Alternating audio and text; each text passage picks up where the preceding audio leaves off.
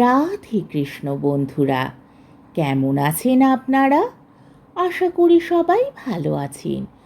আজকে আবার একটা নতুন ভিডিও নিয়ে হাজির হয়ে গেছি। ভিডিওটি শেষ অবধি দেখার অনুরোধ রইল।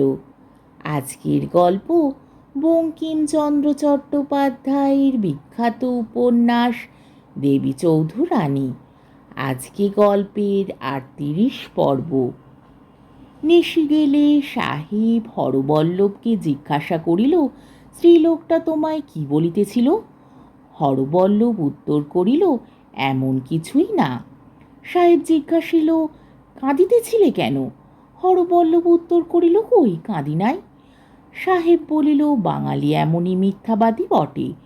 নিশি ভিতরে আসিলে দেবী জিজ্ঞাসা করিল, আমার শ্বশুরের সঙ্গে এত কি কথা কইতেছিলে? নিশি বলিল, দেখিলাম যদি তোমার শাশুড়িগিরিতে বাহাল হইতে পারি। দেবী বলিল, নিশি ঠাকুরানী, তোমার মন প্রাণ জীবন যৌবন সর্বস্ব শ্রীকৃষ্ণে সমর্পণ করিয়াছ।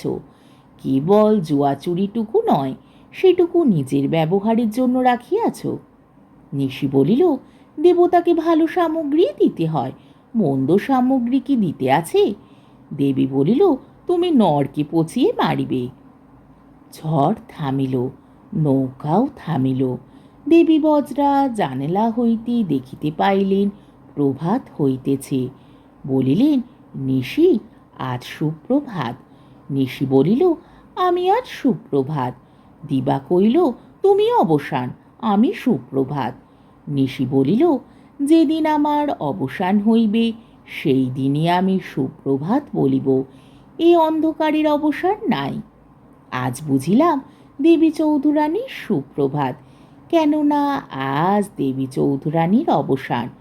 দিবা জিজ্ঞাসা করিল, ও কি কথা লো পোড়ার মুখী?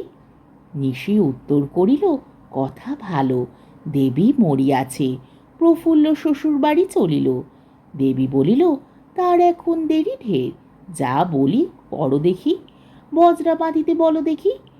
নিশি হুকুম জারি করিল। মাঝিরা তীরে লাগাইয়া বজরা বাঁধিল।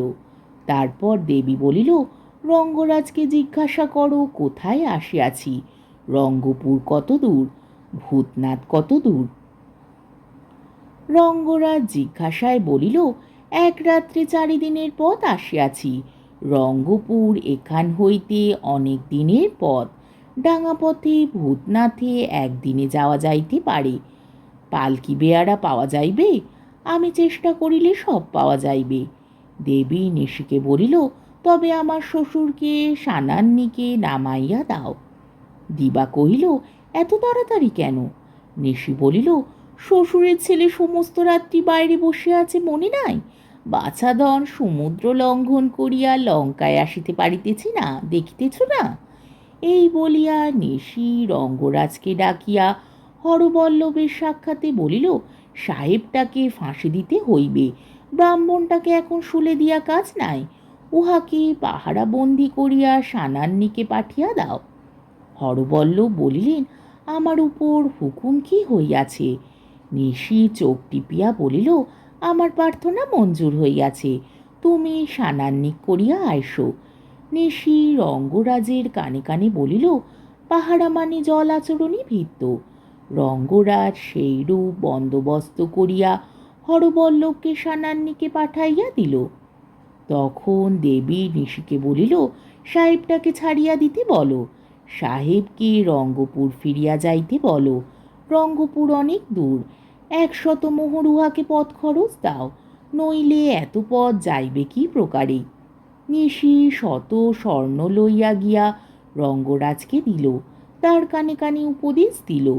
উপদেশে দেবী যাহা বলিয়াছিল তাহা ছাড়া আরও কিছু দিল। রঙ্গরাজ তখন 2 জন বরকন্দাজ লইয়া আসিয়া সাহেবকে ধরিল। বলিল, ওঠো। সাহেব জিজ্ঞাসা করিল, কোথায় যাইতে হইবে? রঙ্গরাজ উত্তর করিল, তুমি কয়দি, জিজ্ঞাসা করিবার কে?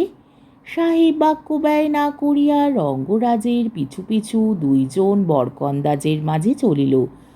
যে ঘাটে হরবল্লভ স্নান করিতেছিলেন সেই ঘাট দিয়া তাহারা যায়। হরবল্লভ জিজ্ঞাসা করিল, সাহেবকে কোথায় লইয়া যাইতেছ? রঙ্গরাজ উত্তরে বলিল, এই জঙ্গলে। হরবল্লভ পুনরায় জিজ্ঞাসা করিল, কেন?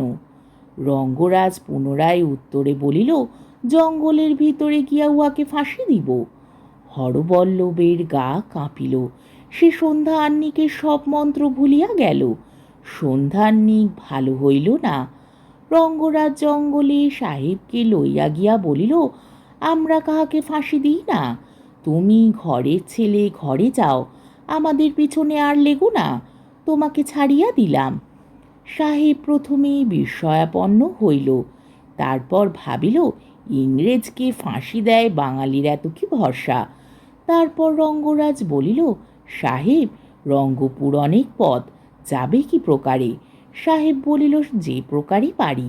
রঙ্গরাজ কহিল, নৌকা ভাড়া করো, নয় গ্রামে গিয়া ঘোড়া কেনো, নয় পালকি করো, তোমাকে আমাদের রানী 100 মোহর পথখরচ দিয়াছেন। রঙ্গরাজ মোহর গনিয়া দিতে লাগিল। সাহেব 5খান মোহর লইয়া আর লইল না, বলিল, ইহাতেই যথেষ্ট হইবে, এ আমি কর্জ লইলাম। রঙ্গরাজ বলিল, আচ্ছা, আমরা যদি তোমার কাছে আদায় করতে যাই তো শোধ দিও, আর তোমার সেপাই যদি কেহ জখম হইয়া থাকে তবে তাহাকে পাঠাইয়া দিও, যদি কেহ মরিয়া থাকে তবে তাহাকে ওয়ারিশকে পাঠাইয়া দিও। সাহেব জিজ্ঞাসা করিল, কেন? রঙ্গরাজ উত্তর করিল, এমন অবস্থায় রানী কিছু কিছু দান করিয়া থাকেন। সাহেব বিশ্বাস করিল না, ভালো মন্দ কিছু না বলিয়া চলিয়া গেল। রঙ্গরাজ তখন পালকি বেয়ারার সন্ধানে গেল, তার প্রতি সে আদেশও ছিল। আজকের পর্বটি এইখানেই শেষ হলো। আমার ভিডিওটি যদি আপনাদের ভালো লেগে থাকে তাহলে আমাকে কমেন্টের মাধ্যমে আপনাদের মূল্যবান মতামত অবশ্যই জানাবেন এবং আমার ভিডিওটিকে লাইক ও শেয়ার করার ও আমার চ্যানেলটিকে সাবস্ক্রাইব করারও অনুরোধ রইল। তাহলে আজকের ভিডিওটা এই অবধি।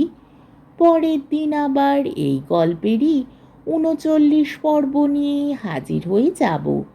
ততক্ষণ পর্যন্ত আপনারা সবাই ভালো থাকবেন, সুস্থ থাকবেন, সাবধানে থাকবেন এবং আমার ভিডিওটি দেখতে থাকবেন।